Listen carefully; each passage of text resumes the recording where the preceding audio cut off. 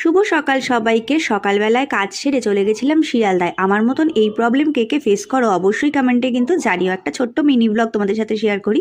সকালে কাজ সেরে শিয়ালদায় গেছিলাম মায়ের ডাক্তারের ডেট আনতে। মায়ের ডাক্তারের ডেটটা বেশ কিছুদিন আগে, বেশ কয়েক মাস আগে নিতে হয়, তাই একাই গেছিলাম। এখানে তো আর মায়ের দরকার নেই, ডেটটা আমাকেও গেলে দিয়ে দেবে।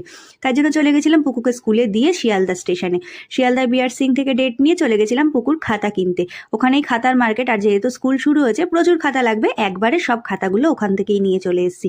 একসাথে আমার দুটো কাজ হয়ে গেছে ঠিকই, কিন্তু সকাল থেকে যেহেতু কিচ্ছু খেয়ে যায়নি, প্রচণ্ড খিদে পাচ্ছিল। রাস্তায় চারদিকে শিয়ালদায় প্রচুর খাবার, প্রচুর মার্কেট, কি নেই খাবার। কিন্তু বিশ্বাস করো বন্ধুরা, এই প্রবলেমটার কথাই তোমাদের বলছিলাম। একা একা আমার খেতেই ভালো লাগে না, আমি কিছু কিনে রাস্তায় একা খেতেই পারি না, শুধু চা ছাড়া। স্টেশনে রেলের চাটা নিয়েছিলাম ঠিকই, সেটাও আমার একদম ভালো লাগেনি, এটা আমাকে ফেলে দিতে হয়েছে লাস্টে, এত বাজে খেতে হয়েছিল। এর থেকে চায়ের দোকানে যদি খেয়ে আসতাম খুব ভালো হতো। তারপর শিয়ালদা থেকে এই ফাঁকা ট্রেনে উঠে বসে আছি।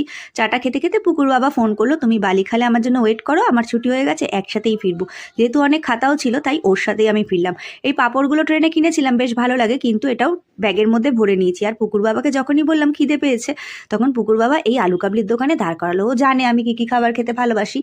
তারপর আলু কাবলির কথা জিজ্ঞেস করতেই দেখলাম ছোলা রয়েছে। পুকুর বাবা আবার এই ছোলা খেতে খুব ভালোবাসে, আমার একদম কাঁচা ছোলা পছন্দ হয় না। ও নিল ছোলা মাখা, আমি নিলাম আলু কাবলি। দুজনে আলু কাবলি আর ছোলা মাখা খেতে খেতে চলে আসলাম। অনেকদিন পর আলু কাবলি নিলাম, দারুণ লাগে আলু কাবলি খেতে আমার। তোমাদের এই প্রবলেমটা আমার মতন একা একা কিছু না খাওয়ার কার কার হয় বলো তো? যেহেতু বর ছিল, এখন বেশ আনন্দ লাগছিল দুজনে একসাথে খেতে। যদিও বাড়ি গিয়ে ভাত খেতে হবে, তাই অল্প অল্প করেই নিয়েছিলাম। আজকের মতন টাটা।